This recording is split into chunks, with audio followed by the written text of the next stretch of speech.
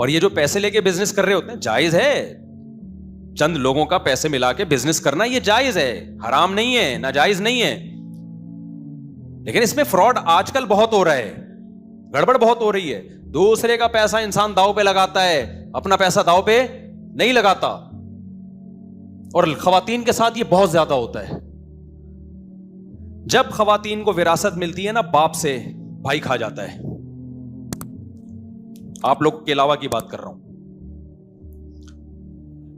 میں تو لوگوں کو مشورہ دیتا ہوں, خاص طور پہ خواتین کو, جب تمہیں تمہارے والد سے وراثت ملے اس کو چھپا لو, کسی کو, اپنے بھائی کو بھی مت بتاؤ.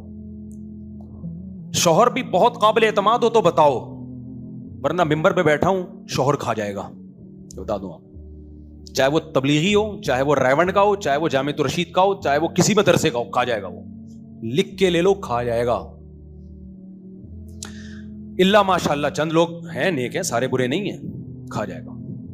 اس لیے خواتین کو کہتا ہوں اپنے شوہر کو بھی مت بتاؤ. وہ پتہ ہے کیسے کھائے گا, یا تو بہت بڑا چور ہوگا تو لاکر سے نکال کے کھا جائے گا, لیکن اتنے بھی ہم برے نہیں ہیں کہ اتنے چور ہماری سوسائٹی میں پیدا ہو گئے ہیں. لیکن جو دیندار آدمی ہوگا وہ تہذیب والے طریقے سے کھائے گا. سمجھ رہے ہو, وہ کس طریقے سے کھائے گا, تمیز سے کھائے گا. وہ بیگم کو کہے گا تمہارے پاس اتنا سونا پڑا ہوا ہے, کسی کاروبار میں ہی لگا دو. کیا کر لو بھائی, کسی کاروبار میں ہی لگا دو. میرے پاس ایک بڑا بہترین پلاٹ ہے, میں پلاٹ خرید کے بیچوں گا, جو پروفٹ ہوگا بیگم ہم آدھا آدھا کریں گے. اس کے بعد گیا وہ پیسہ, ختم, برباد. شوہر سے نکلوائے گا کون,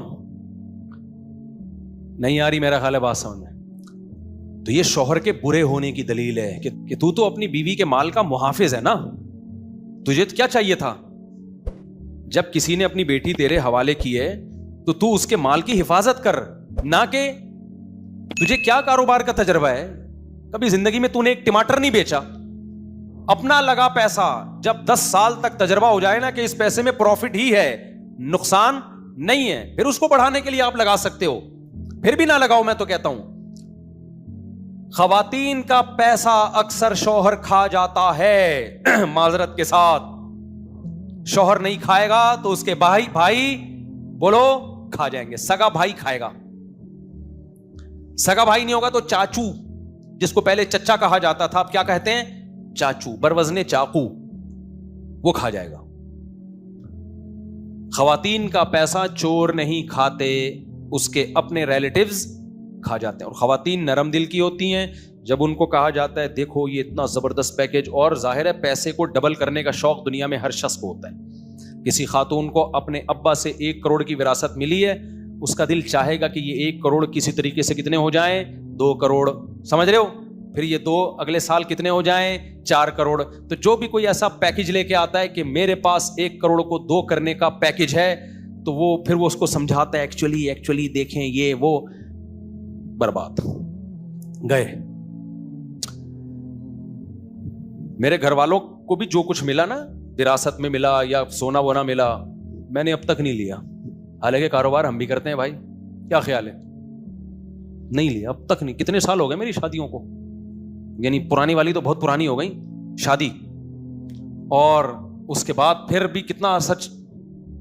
جس میرے گھر والوں سے کوئی خاتون جا کے پوچھ سکتی ہیں, مجھے نہیں پتا ہوتا میرے گھر والوں کے اکاؤنٹ میں کتنے پیسے ہیں, ان کے پرس میں ان کا ذاتی کتنا سونا ہے نہیں ہے, کیونکہ ہم نے اپنے شیخ سے ایک بات سیکھی ہے, بھائی ہمیشہ یہ دیکھو تمہاری جیب میں کیا ہے, بس دوسرے کے چاہے وہ اپنی بیوی ہی کیوں نہ ہو, بھول جاؤ اس کی جیب میں کیا ہے. گھر والوں نے کئی دفعہ کہا بھی یہ کاروبار میں لگاؤ, نہ, کل ڈوب جائیں گے, تعلقات کیا ہوں گے, بولو خراب.